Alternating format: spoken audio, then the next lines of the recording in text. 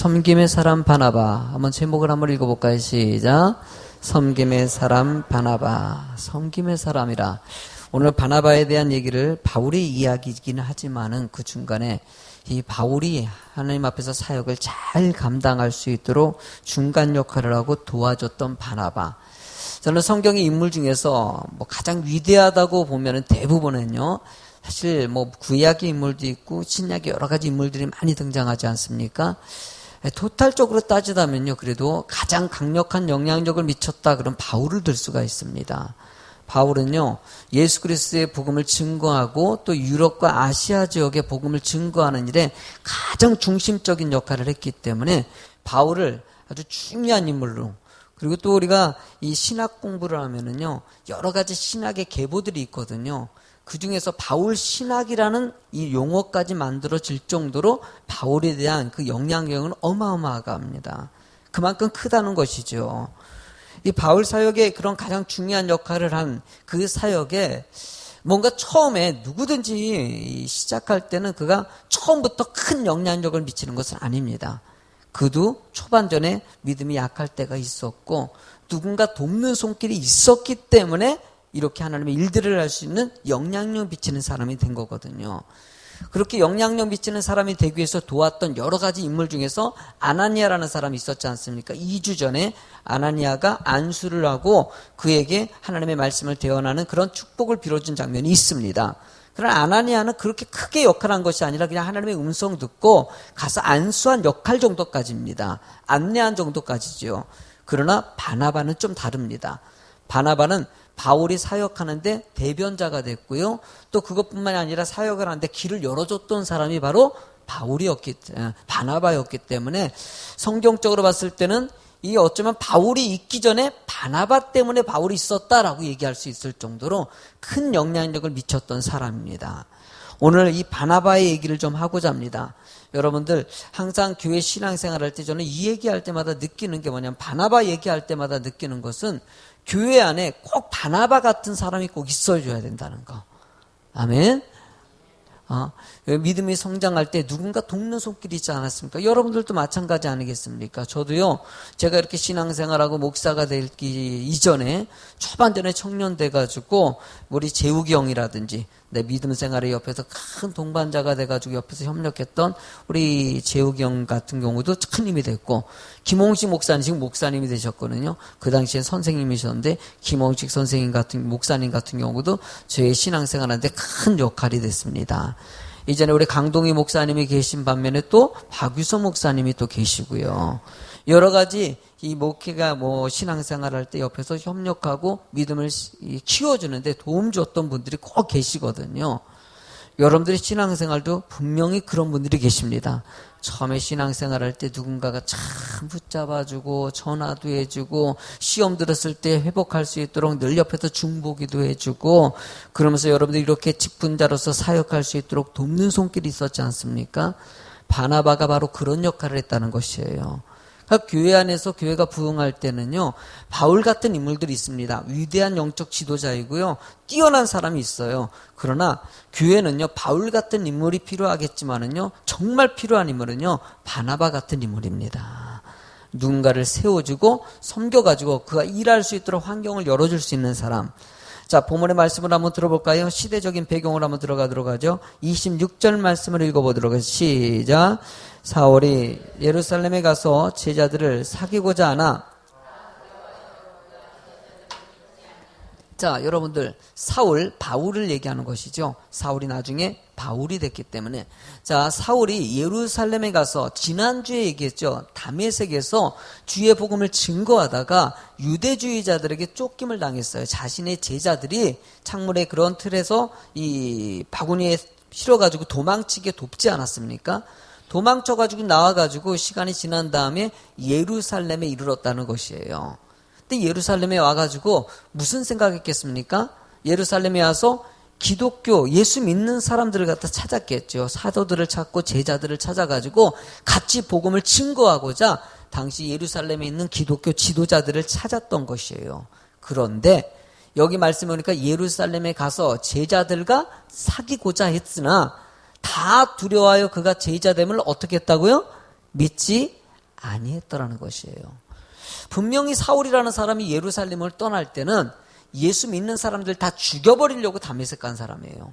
이것은 모든 예루살렘에 있었던 기독교 믿는 사람들이 다 알고 있는 사실이에요. 그런데 얼마 되지 않아가지고 이 사울이라는 사람이 갑자기 예수님을 믿는 사람이 됐고 예수님을 복음을 증거하는 사람이 되니까 이 사람들이 이 당시에 있는 예루살렘에 있는 예수 믿는 사람들이 믿지를 못했던 것이지요. 여러분 참 여기서요 바울 사도가 사울이라는 이 인물을 살펴봤을 때 그의 믿음이 한 번 이렇게 그런 거 있지 않습니까? 믿기 전에는 그렇게 안티크리스찬이었고 예수 믿는 사람 핍박했고 죽이려는 사람이었지만은 예수를 믿고 나니까 완전히 변화돼 가지고요. 오직 예수 그리스도의 복음 증거하는 아주 열정적인 사람이 되더라는 것이에요. 그 열정적인 사람이 되는 가운데 또 하나 발견할 수 있는 것은요. 그의 성숙도입니다. 이렇게 반대하는 세력이 있었는데 어떻게 하면 성경에는요 그런 부분에 대해서는 그렇게 많이 부각시키지는 않는 것 같아요. 바울 사도가 여기서 화를 냈다든지 속상해했다든지 뭐 이런 장면들이 별로 등장하지 않아요. 그냥 많은 사람들이 그를 갖다가 외면하고 정말 좀 믿지 않았는데도 불구하고 그렇게 불편하게 여기지 않았다는 것이에요. 제가 신앙생활을 할 때 우리가 늘 놓치지 말아야 될 것이 있다면요 하나님 바라보는 신앙관 있지 않습니까? 오직 예수라고 얘기하지 않습니까? 여러분들 늘 이 오직 예수의 신앙가는 절대 놓치지 마시기 바랍니다. 아무리 여러분들을 믿어주지 않고 시험 들게 만들고 오해하게 만들고 속상하게 만들고 의심가게 만들더라도 하나님 바라보는 믿음관이 바로 세워져 있는 사람들은요 절대 하나님이 주어진 사명 잘 감당하고요 그 길을 가게 돼 있습니다. 교회 안에 왜 하나님의 일들을 갖다가 진행할 때 왜 이렇게 열정적으로 쭉 가면 좋겠는데 중간에 이게 끊기고 막히고 막 이런 일이 왜 벌어질까요? 유혹이 있기 때문이에요. 바울도 사울도 여기서 유혹이 끊임없이 있지 않습니까? 다메섹에서도 그렇게 죽음의 위협까지 당하는 지경까지 오고 또 예루살렘에 왔더니 제자들이 또 믿어주지도 않고 너무나 힘들지만은 바울 사도는 그냥 올고지 누구만 바라보고 갑니까? 예수님만 바라보고 믿음으로 가더라는 것이에요. 여러분들 한 번 더 부탁드립니다. 주님만 바라보시기 바랍니다. 주님만 바라보세요. 오직 예수, 오직 예수, 오직 예수의 신앙. 다른 거 환경 절대 보지 마십시오. 사람 때문에 물질 때문에 명예 때문에 시험 들지 마시고 주님만 바라보셔야 된다는 거예요. 여러분들 이렇게 주님 바라보는 이 바울 사도가 오해를 받고 사람들이 그를 믿어주지 않을 때 27절의 말씀에 보니까 바나바라는 인물이 등장합니다. 읽어볼까요? 시작. 바나바가 데리고 사도들에게 가서 그가 길에서 어떻게 주를 보았는지와 주께서 그에게 말씀하신 일과 다메섹에서 그가 어떻게 예수의 이름으로 담대히 말하였는지를 전하니라 라고 얘기합니다. 자, 아무도 지금 사울을 갖다가 믿어주지 않을 때 바나바라는 사람이 등장하면서 바울이라는 사람, 사울이라는 사람이 정말 하나님 믿고 예수님 만났고 변화돼가지고 하나님의 사람이라고 변호해 주더라는 것이에요. 여러분들 바나바라는 사람이요 이런 얘기를 했을 때 여러분들 당시에 있는 지도자들이 이 말을 갖다가 믿어줬어요. 여러분들 누군가의 말을 믿어준다는 것은요 그만큼 신뢰가 쌓여졌을 때 믿어주는 것이에요. 믿으십니까? 누군가 얘기를 했을 때 아무나 믿어주지는 않습니다. 그냥 말한다 그래도 다 믿어주냐? 절대 그렇지 않다라는 것이에요. 당시에도 이 바나바가 제자들, 사울이라는 사람을 믿지 않았는데 당시에 사도들에게 데리고 가가지고 이 사울이 이런 사람이다 저런 사람이다 얘기를 했는데 사도들이 그 말씀의 흐름 보니까 그것을 믿어줬다라고 하는 것은 그만큼 신뢰를 쌓는 이 바나바의 모습이 있었다는 것이에요. 잠깐만 성경을 좀 찾아보도록 하겠습니다. 여러분들 성경을 좀 피세요. 성경을 피시고요. 여기는 체크해 놓고요. 다시 와야 되니까 이 띠 같은 걸로 딱 여기다 걸어 놓는 거예요. 걸어 놓고 그 다음에 이제 성경 찾기로 오늘 잠깐 가도록 하겠습니다. 일단 이 사도행전 4장 36절을 한번 찾아보죠. 사도행전 4장 36절을 찾아보도록 하죠. 읽어볼까요? 36절. 자, 37절까지 읽도록 하지요. 시작. 구브로에서 난 레위족 사람이 있으니 이름은 요셉이라 사도들이 일컬어 바나바라 번역하면 위로의 아들이라 하니 그가 밭이 있음에 팔아 그 값을 가지고 사도들의 발 앞에 두니라. 자, 여기를 보시기 바랍니다. 여러분들 당시에 이스라엘에서 예수를 믿게 되면은요, 믿은 사람들에게 이름을 갖다가 이 계명이죠, 별칭을 지어줬어요. 요셉, 그러니까 바나바라는 사람은 원래 이름은 뭡니까? 요셉이었어요. 요셉인데 요셉이라는 사람의 삶을 갖다가 잘 살펴보니까 이 사람이 많은 사람들을 갖다가 위로해주고 잘 섬기고 하나님께 열심히 충성하더라는 것이에요. 딱 보니까 이 사람이 진짜 믿음이 좋아요. 거기다가 그 밑에 보니까 자신이 밭이 있었는데 그 밭을 팔아가지고 주님 앞에 드렸다는 것이에요. 자신의 재산까지도 하나님께 드리는 거 보니까 믿음이 너무너무 좋아. 너무너무 좋다 보니까 이 요셉이라는 사람의 별명을 지어줄 때 바나바라고 별명을 지어줬다는 것이에요. 바나바라는 뜻이 무엇이냐 거기 설명하죠. 번역하면 위로의 아들이다. 그러니까 바나바는요, 위로의 사람. 이 사람은 늘 사람 만날 때마다 누군가를 위로해주고 힘이 되게 해준 사람이라는 것이에요. 교회는요, 여러분들도 사실 우리 천주교에서는요, 이름을 갖다가 뭐 이렇게 새롭게 지어주지 않습니까? 사실은 여기에 맥락에 이 초대교회의 영향이 그렇게 와가지고 그렇게 하는 경우가 있습니다. 일반 개신교에서도요, 우리 성도님들이 또 이름을 갖다가 개명하는 경우가 좀 있습니다. 마리아라든지 요셉이라든지 뭐 다니엘이라든지 뭐 이렇게 이름을 갖다가 개명해서 부르는 경우가 좀 있습니다. 여러분들도 저는요, 별명을 지어줄 때 바나바라고 불려줬으면 참 좋겠다 생각됩니다. 아멘? 한번 여러분들 한번 보세요. 여러분들 별명이 뭘까? 우리 권호영 권사님은 뭐라고 별명을 지어주면 좋을까? 뭐 이렇게 생각할 수 있지 않겠습니까? 우리 권호영 선생님은 따뜻한 그 눈빛과 사랑의 마음을 갖고 있어요. 이 사랑의 사람. 뭐 이렇게 딱 정해줄 수도 있겠고요. 뭐 여러 가지 여러분들이 봤을 때 이런 별칭을 지어주는 것 같이 여러분들 하나님께서는 여러분들도 이렇게 별칭을 지어주면서 격려해 주길 좀 원하시는 거 있지 않습니까? 저는 이런 모습들이 교회 안에 좀 있었으면 좋겠다 생각이 들어요. 꼭 바나바라는지 이름을 갖다가 지명해 가지고 하는 것이 있겠지만은요, 뭐 성도 간에 이렇게 격려해 주는 거 있지 않습니까? 집사님은 사랑이 많아, 뭐 이런 표현. 집사님은 참 은혜스러워. 집사님은 진짜 기도 많이 해. 집사님은 정말 칭찬을 왜 이렇게 잘해 주셔요? 집사님은 정말 말하는 것마다 늘 기쁨과 은혜가 있어요. 뭐 이런 거 있지 않습니까? 그래서 상대방에게도요, 이런 표정을 지어주시고 이런 얘기를 좀 해줄 수 있는 그런 모습이 되는 거 너무나 필요하다는 생각이 듭니다. 여러분들 한번 상대방에게 별명을 한번 지어줘 보세요. 어떤 생각? 좀 곰곰이 생각하죠. 한 명 한 명 생각하면 딱 느끼는 게 있지 않습니까? 그 사람에게 위로가 느껴집니까? 사랑이 느껴집니까? 긍휼이 느껴집니까?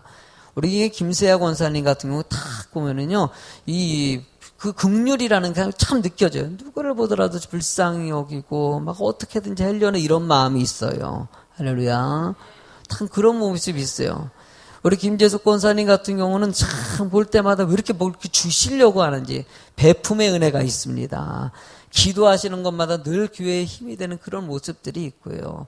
여러분들 이런 거 가지고 상대방에게 장점을 들어가지고 그것을 갖다가 격려해주고 높여주는 모습은요, 큰 은혜라는 것이에요. 이렇게 모든 사람들에게 바나바가 요셉이라는 사람이 본이 되다 보니까는요, 시간이 지나니까 사람들이 이 사울이 정말 믿을 사람인가 아닌가 하는데 바나바라는 사람이 와서 내가 보장해 주겠다 라고 하니까는 보증 쓰겠다는 것이죠. 내가 보증 쓸 테니까 이 사람 믿어달라고 얘기하는 거예요. 그러니까 모든 사도들이 믿어주더라는 것이에요. 여러분들, 저는 여러분들도 그런 믿음의 대상이 됐으면 좋겠습니다. 돼가지고 누굴 보더라도 내가 보장하겠다고. 제가 우리 성도님들은 내가 보장할 수 있습니다. 우리 성도님들 하면 내가 책임져요. 또 이런 얘기하면 끝나고 나서 보증 서달라고 얘기하는 보증 쓰라는 얘기가 아닙니다. 주여. 예? 여러분, 보증은요, 이 금전적인 것은 절대 교회 안에서 하지 마시기 바랍니다. 아멘. 할 수 있는 대로 줄 수 있으면 주더라도요, 돈을 빌린다든지 이런 거는 상처를 입을 수가 있어요. 그러니까 늘 조심하셔야 되고요. 보증 쓰는 것도요, 교인들끼리는요, 정말 이런 문제는 조심하셔야 됩니다. 절대 친구끼리도 그렇고, 가족끼리도 그렇고, 이 물질 문제는 예민한 것이 되기 때문에, 여기서 이렇게 보증 쓰라고 얘기하는 것은 그만큼 삶을 믿어줄 수 있는 있는 사람이 되라 라고 얘기하는 것이죠. 여러분들 또 한 말씀 한번 찾아볼까요?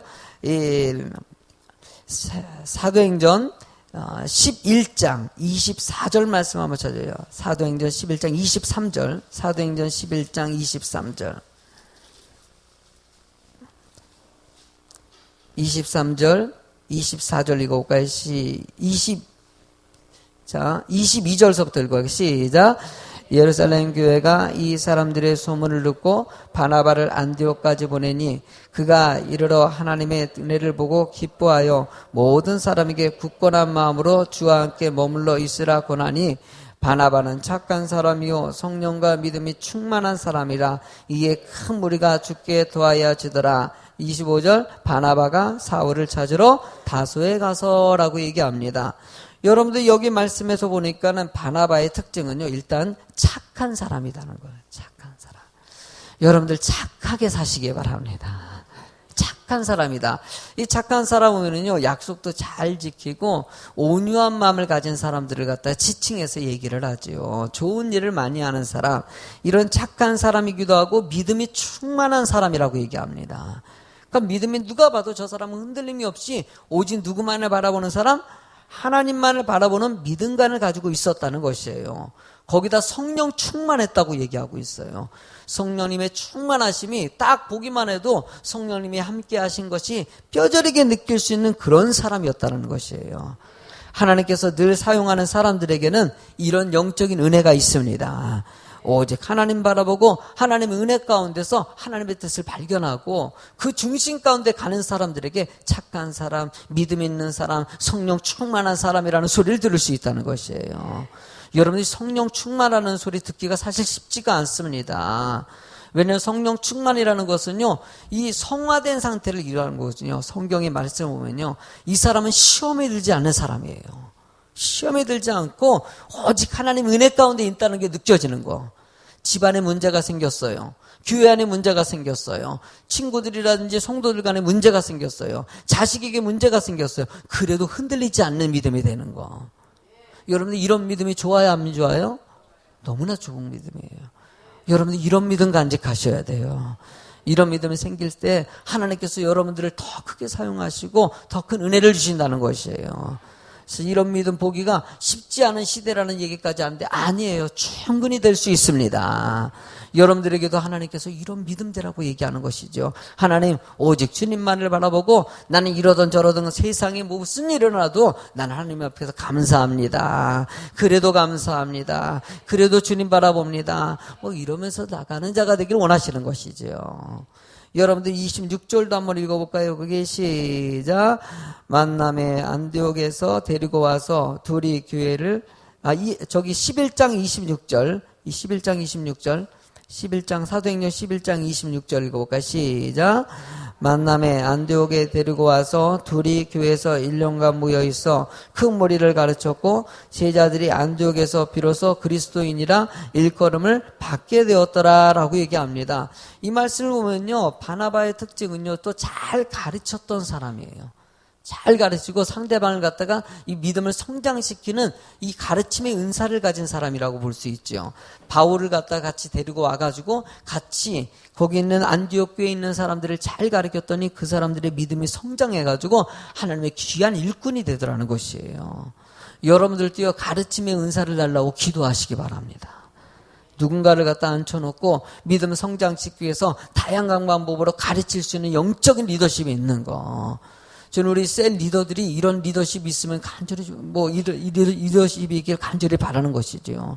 성도님 믿음이 약했을 때는 때로는요, 잘 가르치고 다독거릴 수도 있고 때로는 정말 야단칠 때는 이건 아니라고 그렇게 강력하게 가르칠 수도 있어야 되는 것이고요. 제가 보니까 성도님들 보면은요, 이런 리더자들 잘 가르치는 사람들은요, 좋은 것과 나쁜 것의 분별을 잘 해가지고 그것을 잘 이끌어 갑니다. 말하는 거 딱 보면 우리 초신자들 보면은 신앙 처음 시작하는 사람들 있지 않습니까? 그런 사람들이 예배 생활 딱 해가지고 잘 들으면은요, 정말 잘하는 거라고. 예배는 일찍 나와가지고 기도하면서 준비하는 겁니다 라고 가르치고, 만약에 혹여나 늦게 온다든지 그러면 집사님 그건 아니야, 예배는 일찍 나와서 하나님께 기도하면서 준비해야 되는 거야 라고 이렇게 호통치면서 그것도 가르칠 수 있어야 되는 것이고요.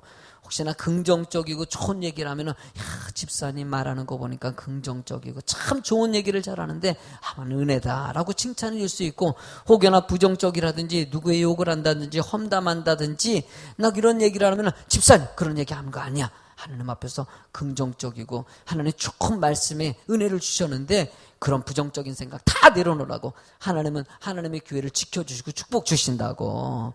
그래서 상대방을 갖다 때로는 잘 가르치고 때로는 호통칠 수도 있어야 되는 것이고요. 그 영원히 바른 길로 갈 수 있도록 만들어줘야 된다는 것이에요. 인정해주면 남에게 잘못된 길로 가는데도 그냥 내버려두는 것은요 올바른 것이 아니라는 것이에요. 제가 우리 자녀를 키우다 보면 늘 느끼는 게 어디겠습니까? 최근에도요 우리 은빈이 놓고 긴 얘기를 나눴어요. 은빈아, 이것은 아니지 않냐, 네가 행동하는 것이 이건 올바른 것이 아니라 너를 갖다 때리고자 하는 것이 아니라 이제는 아빠가 너를 뭐 이제 고등학교 2학년 넘어갔는데 뭘 너를 때리겠냐, 때리는 것보다도 말이 통하니까는 아빠가 좀 야단을 쳤으면 좋겠다. 너 이렇게 하는 건 잘못된 거고 저렇게 하는 건 잘못된 거야. 앞에서 탁 듣고 고개 숙이고 듣고 있더라고요. 때로는 듣기 불편할 거라고 느낄 수 있어요. 속상할 거라고 느낄 수 있어요. 그래도요 잘못된 길을 가고 있으면은요 그냥 내비두면 돼요, 안 돼요? 안 되는 것이지 않습니까? 올바른 길로 갈 수 있도록 가르쳐야 되는 거, 그건 너무나도 중요하다는 것이에요. 제가 지난주 수요 예배 때 여러분들에게 조금 강한 노트로 신앙생활에 대한 권면을 했습니다. 사실 그 얘기할 때마다 제가 조심스럽게 얘기하지 않습니까? 여러분들 제발 시험에 들지 말라고 얘기하면서 그 말씀을 전하지 않습니까? 여러분, 그만큼 목사가 여러분들이 하나님 앞에 올바로 가기 위해서 시험들 거리가 될 수 있는데도 불구하고 그 얘기를 전하는 이유는 믿음을 위해서는, 여러분들이 올바른 신앙생활을 위해서는 가르칠 건 가르쳐야 된다는 것이에요. 여러분들 올바른 성경적인 성도가 되시기 바랍니다. 교회 안에 어느 순간에 세상적인 분위기가 들어와가지고요 세상의 모임화가 돼버릴 때가 있어요. 이거 정말 위험한 일입니다. 여러분, 교회는요 세상에 있는 무슨 동아리 모임이라든지 개 모임이라든지 이런 모임하고는 다른 것입니다. 교회는요 말씀이 중심이 되는 곳입니다. 교회는요 기도하는 장소이고 전도하는 장소입니다. 이것이 우선되지 않는다면 모든 교회는 다 무너져 버린다는 것이에요. 어느 순간에 김학중 목사님이라는 분이 계셔요. 이 목사님도요 교회 안에서 성도님들이 교제하고 친교하기 위해서 교회를 갖다가 막 성전을 질 때 레포츠 교회를 만든 거예요. 쉽게 하면 교회 안에 친교를 활성화시키기 위해서 아예 체육관 같이 만들어 놓은 거예요. 안에다가 족구장도 만들어 놓고 축구장도 만들어 놓고 배드민턴장, 뭐 탁구장, 뭐 볼링장, 뭐 이런 것들을 다 만들어 가지고 레포츠 교회, 이게 스포츠 교회라는 것이에요. 이렇게 해서 교회를 갖다가 이제 부흥시켜가지고 이렇게 성전을 지었어요. 그러고 나서 얼마 안 있어가지고 한 1년 있다가 목사님이 다 바꿔버렸어요. 어느 순간에 성도님들이 운동에만 너무 집착해버리는 거예요. 노는 데만 너무 집착해버리는 거예요. 하나님의 말씀을 하고 기도해야 되는데, 그러니까 목사님이 그 위에 다 접어버리고 이건 아니다, 이건 아니다. 교회는 기도하는 교회이지, 전도하는 교회이지. 여러분, 이 중심이 흐려지면 다 흐려지는 것이기 때문입니다. 여러분들, 하나님의 교회는요 만민이 기도하는 교회라고 말씀하셨습니다. 저는 우리 교회가 이런 교회 될 줄로 믿습니다. 제가 조나오는 주일날 설교가 바로 기도에 관한 설교를 하거든요. 그 기도에 관한 설교를 하면서 옛날 생각이 참 나는 거예요. 옛날에 어머니 교회에서 이 어머니 따라가면 그 교회 안에 앞에 이 만민이 기도하는 교회다 라고 이렇게 써있는 그 글귀가 그게 어렸을 때는 그게 이렇게 눈에 확 들어왔어요. 그게 잊혀지지가 않아요. 내 집은 만민이 기도하는 집이다. 여러분들, 교회는요 바로 기도하는 장소가 돼야 되는 것이에요. 저는 우리 예수비전교회가 어떻게 하면 좀 기도하게 만들까? 지금 사실 고민이 되게 많아요. 우리 성도님들이 세상에 너무 바쁘다 보니까 기도하는 데 시간이 너무 할애가 안 돼요. 어떻게 하면 우리 성도님들을 기도하게 만들까? 전에 저녁 기도회를 했더니 의외로 많이 나오셔가지고 기도해가지고 얼마나 은혜가 되는지 몰라요. 야, 이거 저녁 기도회 할 때 새벽 기도회 숫자가 많이 줄어들었거든요. 그래서 이게 저녁 기도회 하니까 새벽 기도회 숫자가 줄어들어요. 그래서 새벽 기도를 갖다 중점적으로 하려니까는 또 저녁에도 아무래도 여러분들이 좀 새벽에 아침에 나오는 게 어렵다 보니까 잘 안 나오게 되더라고요. 근데 어느 교회는 또 새벽 교대가 참 많은 숫자가 나와서 당연히 그러니까 교회 등록하면서 제가 아무래도 좀 한동안은요, 여러분들에게 새벽 기도를 좀 강조하려고 그래요. 직분자도 좀 드리게 만들고. 그러니까 어느 교회는요, 그냥 교회 등록하자마자 초신자들이 그냥 머릿속에 그렇게 생각한대요. 그냥 나는 이 교회는 새벽 기도에 당연히 드리는 것 같이. 당연히 드리는. 그러면 당연히 드려야 안 드려요? 드려요. 안 가도 된다고 생각해보니까 그냥 목사님이 그래도 물러 터져가지고 안 드려도 뭐라 그러지 않고 정말 아침에 직장 출근해야 되는 분들이 있고요. 정말 일 때문에 못 나오신 분들이 있어요. 자식 챙기는. 그건 나는 인정합니다. 그거는요. 그걸 인정 못하는 것이 아니에요. 그러나 조금만 노력하면 할 수 있을까요? 없을까요? 또 있는 분들이 많아요. 우리 권사님들도 새벽에 좀 자리 좀 지켜줬으면 참 좋겠다 생각 정말 많이 듭니다. 원래 권사님들은요, 기도거든요, 기도가. 우리 권사님들이 정말 연세가 있으셔가지고 몸이, 우리 권호영 권사님은 참 새벽 예배 빠지지도 않고 드시는데 안 나오실 때는 건강 때문에 못 나오시는 거예요. 권사님은요, 건강만 허락되면은요 100% 한 번도 안 빠지실 분이. 권사님 그지요? 한 번도 안 빠지실 거예요. 근데 못 나오실 때마다, 새벽 예배 못 나오실 때마다 저한테 얘기를 해요. 목사님 못 나가서 죄송해요. 어저께 몸이 좀 그래서 못 나왔어요. 꼭 그러셔요. 새벽 예배 한 번 안 들었는데도 그런 얘기를 하셔요. 근데 다른 우리 권사님들은 충분히 들을 수 있잖아요. 아멘. 아멘. 권사님들 할 수 있잖아요. 우리 집사님들 하실 수 있잖아요. 제가 앞으로는요, 제가 조금 더 부탁하려고 그래요, 이제는요. 그래서 새벽 기도회가, 우리 교회도 그냥 교회 등록 가면은 당연히 새벽 기도회 드리는 것 같지. 그냥, 드려야 되겠구나. 여러분들 새벽에 기도하는 교회가, 여러분들 큰 부흥이 있습니다. 새벽에 기도하는 교회가 목사가 힘을 얻습니다. 뭘 하더라도요, 새벽에, 오늘 새벽에는 사실 많이 안 나왔어요. 정말. 원래 우리 교회는요, 외부 성도님들이 그래도 한 10분이 정도, 한 10분 정도가 평균적으로 그래도 새벽 예배 좀 드려주십니다. 그래서 우리 교인이 아니셔요. 우리 교인이 아닌데도 한 10명 정도는 평균으로 오시는데, 오늘은 외부 성도도 별로 안 오셨어요. 오늘은 외부 성도님도 한 반 정도 오고, 우리 성도님들 한 7, 8명 왔나? 그래가지고 불과 뭐 10명밖에 안 되더라고요. 근데 정말 항상 한 30명 이상 그렇게 됐거든요. 그러다가 한순간에 인원이 막, 오늘따라 이 날씨가 기온이 떨어져가지고 그런 것 같아요. 그러다 보니까 오늘 새벽에는요, 리더자들도 거의 없고, 뭐 거의 새벽 예배들인데 조금 좀 짠하더라고요. 새벽 예배 좀 나오면 좋겠는데. 그러니까 저도 설교할 때 제가 지금 사실 뭐 편도가 지금 부어가지고 지금 치료를 계속 받고 있거든요. 그래서 목이 계속 아파요, 지금요. 그래서 되도록이면은, 근데 몸 아프고 새벽에 성도까지 없으니까 새벽에 설교하는데도 힘이 들더라고요. 이게 성도님들이 좀 있으면은요, 설교할 때도 힘이 납니다. 이게 성도님들이 아멘 아멘 해주면은요, 설교도 힘이 나고 그러는데, 여러분 이게 또 이게 뭐가 좀 계셔야지 이미, 몇 명 안 계시면 얼마나 힘든데 이게요.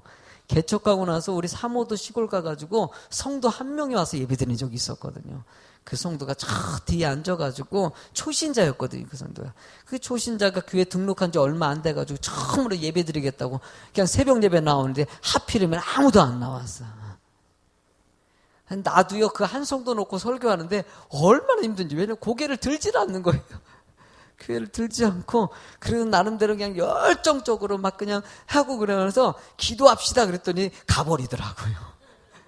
기도하고 눈 떴더니만 나가버렸더라고요. 그 다음부터 새벽 예배 안 나오시더라고요. 그게가 잊혀지지가 않아요. 사실은요, 얼마나 상대방은 부담 갖겠습니까? 여러분들, 저도요, 한 분 있으니까 그때 설교가 평생 잊혀지지 않는 것 같아요. 차라리 아무도 없을 때가 더 나은 것 같아요. 여러분들, 그래요. 새벽에 여러분들이 기도해 주시면은요, 힘이 납니다. 힘이 나고요, 함께 해주시는 분들이 계실 때 은혜가 되는 것 같이, 이 바나바의 특징은 기도하는 사람이었기 때문이에요. 기도하는 사람, 끊임없이 하나님을 의지하고 하나님 은혜 가운데 있었던 사람이었다는 것이에요. 이런 믿음 있는 바나바가 있었기 때문에 바울 사도는 위대한 인물이 나올 수 있었다는 것입니다. 다시 우리 한번 사도행전 9장으로 오겠습니다. 9장 28절의 말씀을 읽도록 할까요? 28절 시작. 사울이, 자, 여러분들 이제 제자들과 함께 있었다라고 얘기하는 것은 바나바가 사도들에게 설명해 줬더니만은 사도들이 인정해 줘가지고 이제 제자들과 같이 사역을 진행했다는 것이에요. 이렇게 믿음을 갖게 된 사울이 드디어 본격적으로 복음을 또 전합니다. 29절 말씀입니다. 시작.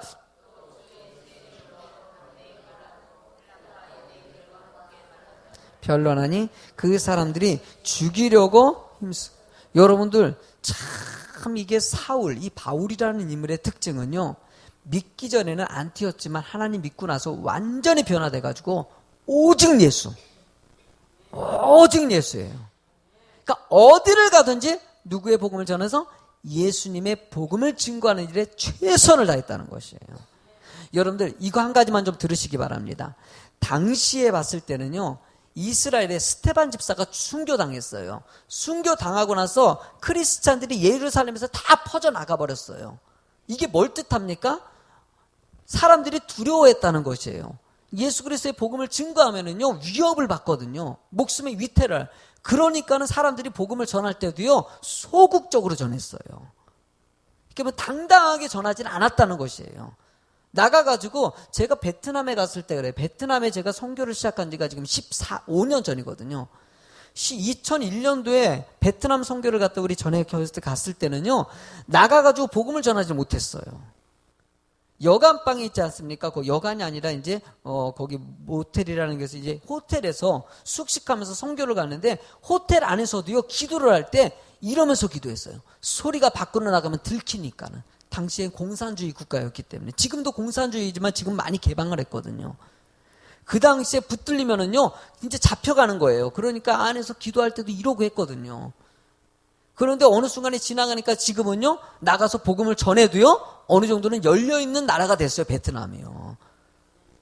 베트남은 공산국가거든요. 그래서 그런 거네. 당시에도 그랬다는 거예요. 복음을 전하는데 당당하게 나가서 예수 그리스도의 복음을 전하지 못했던 거예요.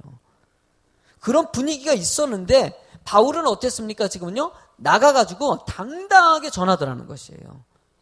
그러면 이제 잘 생각해 보시죠. 당시에 있는 사람들이 이걸 보고요, 놀랄까요? 안 놀랄까요? 놀라는 거예요. 이 사람은 도대체 뭐야? 예수를 믿는 거. 당시에 다른 나가서 복음을 갖다 당당하게 전하지 않는데 너무나도 당당하게 전하는 바울의 모습을 보고 사실 당시의 분위기를 봤을 때는 좀 놀랬던 분위기가 있어요. 이런 놀라는 분위기 가운데 드디어 사울이 지금 어떤 일이 벌어졌냐? 유대인들과 함께 말하여 변론하니 그 사람들이 죽이려고 힘쓰거늘. 쉽게 말하면 바울을 죽이려고 지금 또 다메섹에서도 죽이려고 그러지 않았습니까? 예루살렘에서도 바울을 죽이려고 했다는 것이에요. 이것을 예루살렘에 있는 교회 지도자들이 알게 됐어요. 알게 돼가지고 드디어 30절 말씀 읽어볼까요? 시작. 형제들이 알고 가이사라로 데리고 내려가서 다소로 보내니라. 어디로 보냈다?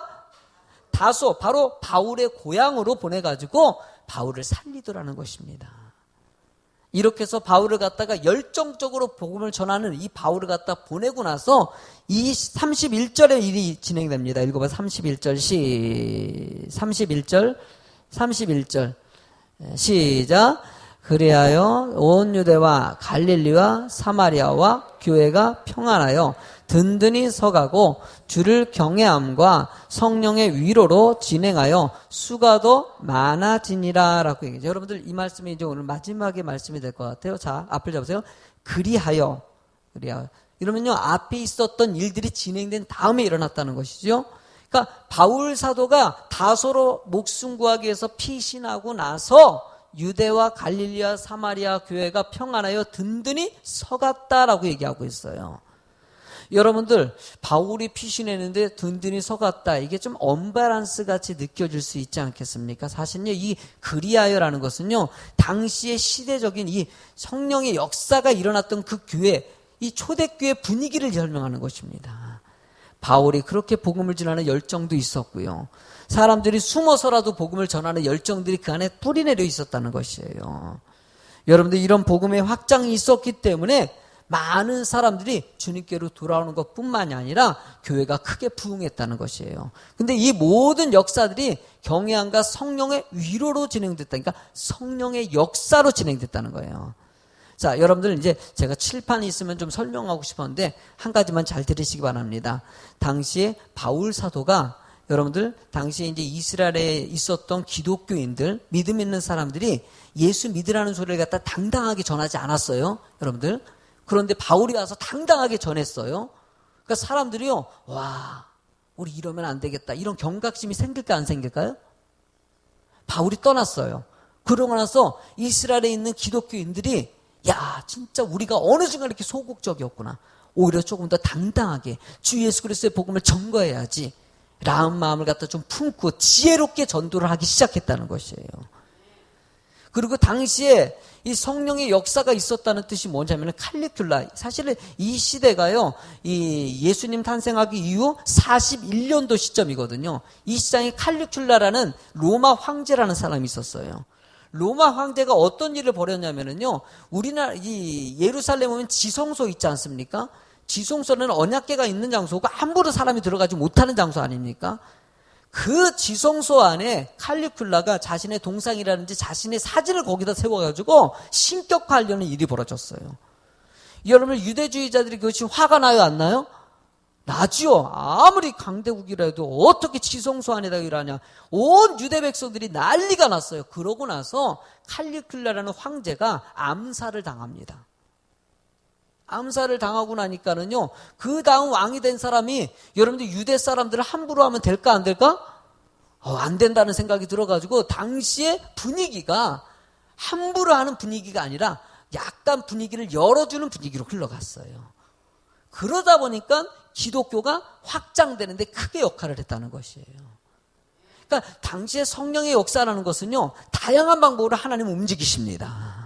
세상의 왕을 들어서 사용하시고 하고 세상의 힘을 들어서 사용하시기도 하고요. 여러분들은 한국의 교회가 이렇게 부흥하는데 여러 가지 요소가 있지 않습니까? 여러 가지 요소 중에서요, 가장 강력한 요소는요, 우리나라가 가난했기 때문이라는 것도 있어요.